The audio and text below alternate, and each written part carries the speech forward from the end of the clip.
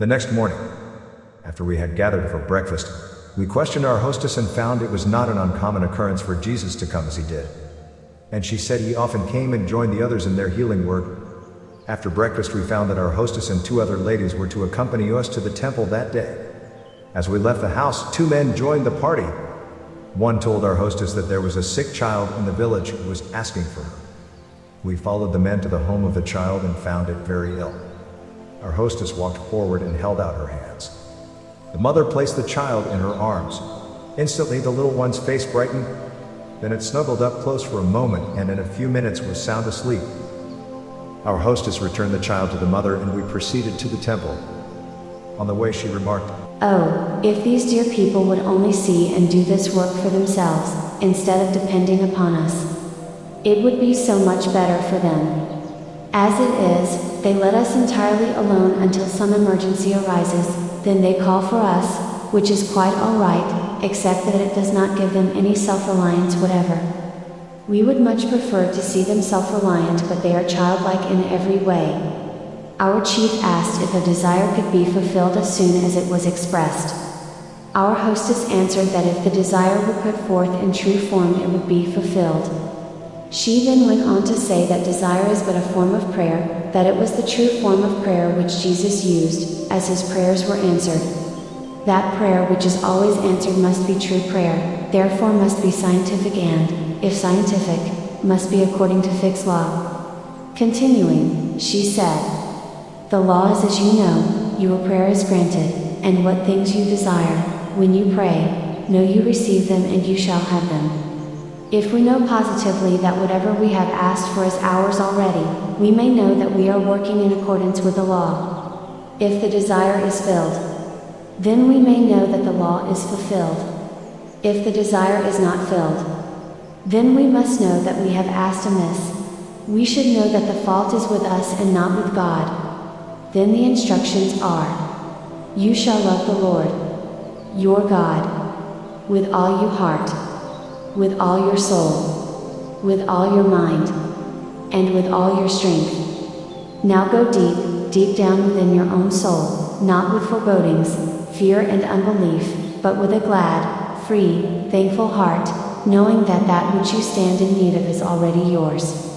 The secret lies in getting the atonement, getting the consciousness of it and then holding firmly and never deviating, though all earth should oppose. Of myself I can do nothing, said Jesus. The Father that dwells in me, he does the work. Have faith in God. Have faith and doubt not. Have faith and fear not. Now remember, there is no limitation to God's power. All things are possible. Use positive words in making your request. There is not but the perfect condition desired. Then plant in your soul the perfect seed idea and that alone. Now ask to manifest health and not to be healed of disease. To express harmony and realize abundance, not to be delivered from inharmony, misery and limitations. Throw these off as you would discard an old garment. They are old and only outgrown things. You can afford to discard them joyfully. Do not even turn to gaze upon them. They are nothing, nothing. Fill the seemingly blank spaces about you with the thought of God, infinite good. Then remember the word God is a seed. It must grow. Leave the how, when, and where to God. Your work is merely to say what you want and to give forth blessings, knowing that the moment you have asked, you have received. All the details of this bringing forth is the work of the Father. Remember, he does the work. Do faithfully your part. Leave and trust God's part to him. Ask, affirm. Look to God for what you want, then receive God's fulfillment. Keep the thought of God's abundance always in mind. If any other thought comes, replace it with that of God's abundance and bless that abundance. Give thanks constantly, if need be, that the work is done. Do not go back again to the asking. Just bless and give thanks that the work is done. That God is working in you, that you are receiving that which you desire, for you desire only the good, that you may give out the good to all. Let this be in silence and in secret. Pray to your Father in secret. And your Father who sees the secret of your soul will reward you openly.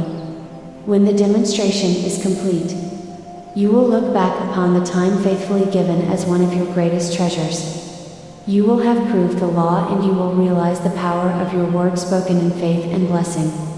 Remember that God has perfected His plan. He has poured out and is continuously pouring out, lovingly and lavishly upon us, all good and every good thing that we can desire. Again He says, "Try me and see if I will not open the windows of heaven and pour out such a blessing there will not be room to receive it. With all my heart, in the heart of my being, Father, I am one with you, and I recognize you as being the Father of all. You are Spirit, omnipresent, omnipotent, omniscient. You are wisdom, love, and truth, the power and substance and intelligence of which and through which all things are created. You are the life of my spirit, the substance of my soul, the intelligence of my thought. I am expressing you in my body and in my affairs. You are the beginning and the end, the very all of the good which I can express. The desire of my thought which is implanted in my soul is quickened by your life in my spirit. And in the fullness of time, through the law of faith, it is brought into visibility in my experience.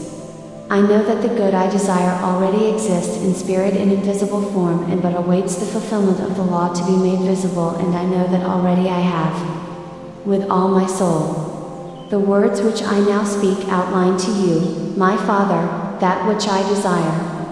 As a seed it is planted in the soil of my soul and moved upon by your quickening life in my spirit. It must come forth. I allow only you Spirit, wisdom, love and truth to move in my soul. I desire only that which is good for all, and I now ask you, Father, to bring it forth. Father, within me I ask to express love, wisdom, strength, and eternal youth. I ask to realize harmony, happiness, and abundant prosperity, that I may have the understanding direct from you, of the method of bringing forth from the universal substance that which will satisfy every good desire. This is not for self, Father, but that I may have the understanding so that I may be of service to all your children. With all my mind, that which I desire is already in visible form. I form in mind only that which I desire.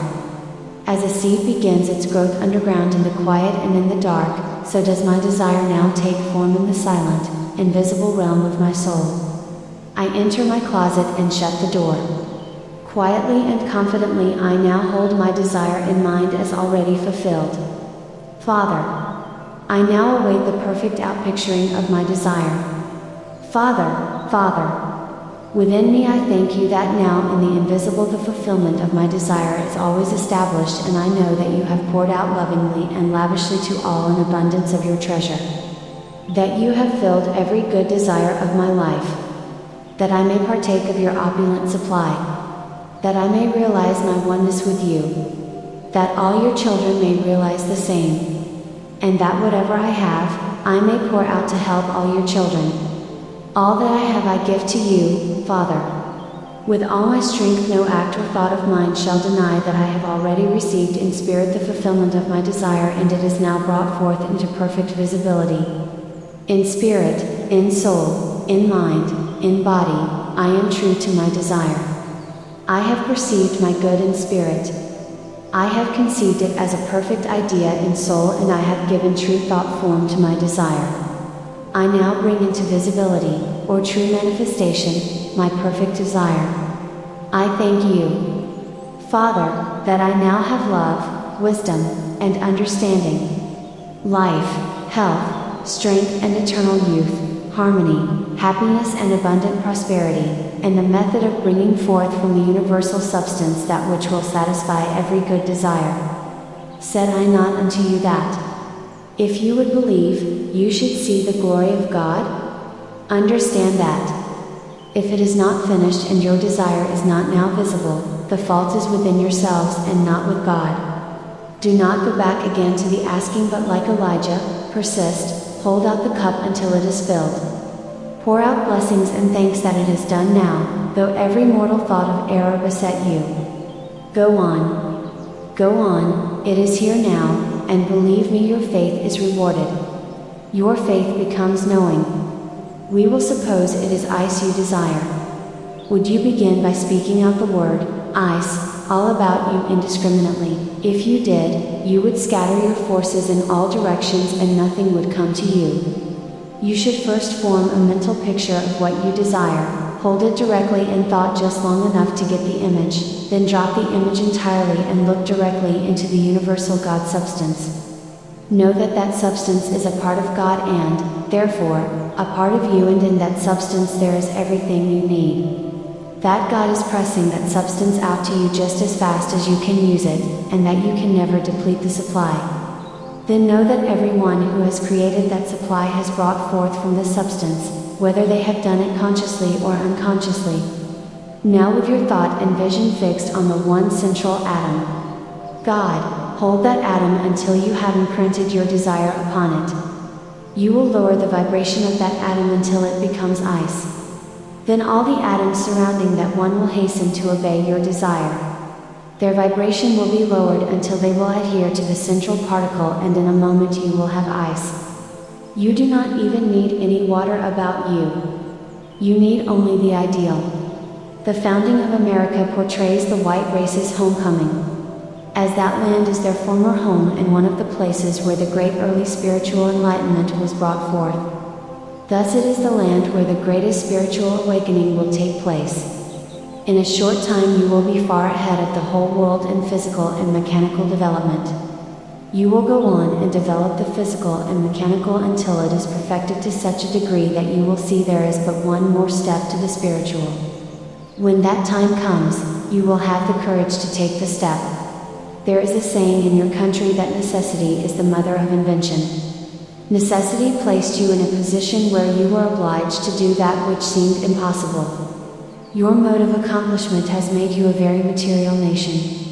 With your mode of living, this has been necessary in order to survive. When you, as a nation, do touch the spiritual realm, the strides that you have made in the material will seem like child's play. With the strong physical bodies and quick perception you have developed, your race will become a light to all other nations. And you will look back and wonder, as you are now looking back and wondering, why your forefathers used the stagecoach and the tallow candle when steam and electricity were all around them, just as it is around you today. Had they abided by the law, they would have received and benefited as you have and will. You will find that the spiritual surrounds and is above the material. You will find that in the spiritual there is a higher law, and, when you abide by that law, you receive the benefit, for the spiritual is just above and around the mechanical or material. You will find there is no more mystery in the spiritual than there is in the mechanical or the material. The things that appear difficult to you now will be simple, and you will surmount them just as readily as you are now surmounting the mechanical and material. It is the continual striving that does the work. The great error which many people make is that they do not look upon lessons as a means of attaining a given end. They do not realize that, when that end is attained and fully recognized, the lessons are to be discarded and the attainment is to be followed. Then, if they still wish to go on, they may pause for a moment and place what they have accomplished in their storehouse, sometimes called the subconscious. And after this step, the lessons leading to the further attainment which they seek may be taken up. But as soon as the goal is reached they must again discard the lessons. In this way they may go on, step by step, to the highest attainment. You will find that lessons are but steps in the stairway. And if you were to attempt to carry all the steps you have used to reach the top, the load would soon crush you. Besides, there would be no steps for your brother to use as he follows on. Leave the steps for him to use if he chooses. They have assisted you to reach the top. You do not need them any longer. You may pause a moment for breath or for a fresh inspiration to go on. The moment that inspiration has come, you can place your foot upon the next step and again place the attainment in the storehouse. Let go of all the lessons that brought you there, and there is nothing to encumber or hold you back. But, if you look back to the lessons and do not hold your vision on the goal, you will, before you realize it, have fixed the lessons instead of the ideal the lessons would convey. This may cause you to waver and look back and say, did my ancestors accomplish in the way I have accomplished? When I look far back I can say they did, but when I look into the immediate future I say they did not. For they accomplished by the sweat of their brow, while you are using your own God-given power. If you look back to your ancestors, you will, before you realize it, be worshipping them. For, with your creative ability you will have brought forth that which you have gazed upon. You will be living by their standards instead of your own.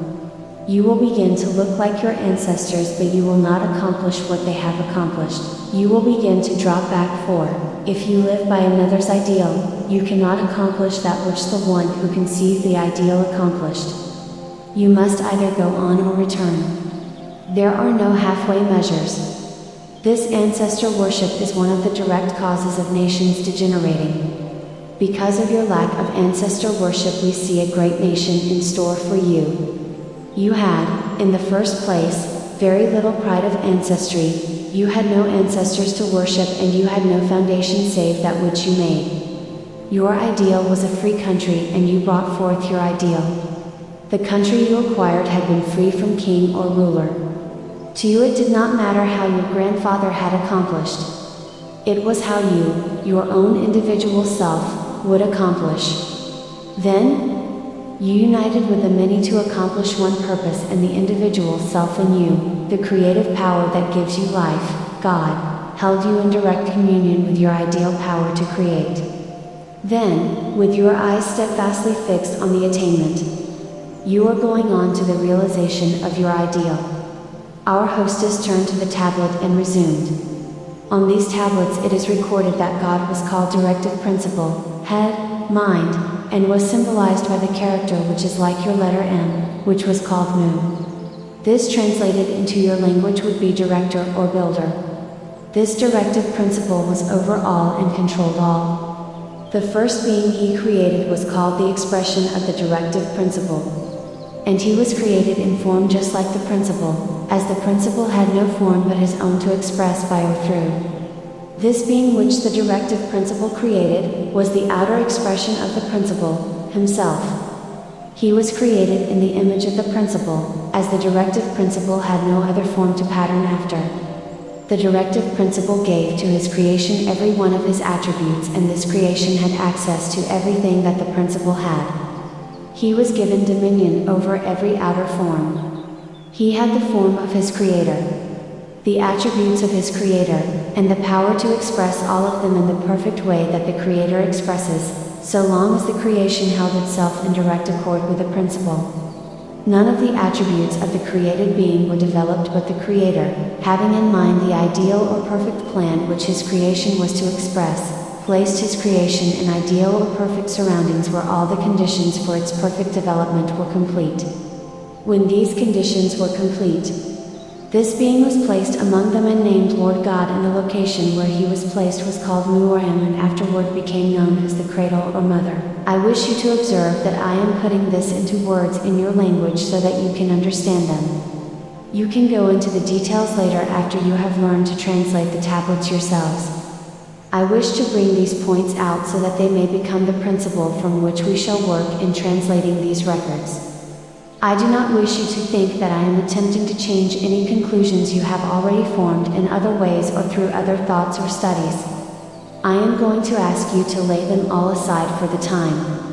When you have gone deeper into these studies, you are at liberty to take up all others again, if you wish. I do not wish to influence you in any way. All lessons are but the outer, a way of arriving at a conclusion. If the conclusion is not reached or the aim sought is not attained, the lessons become driftwood, extra baggage, no.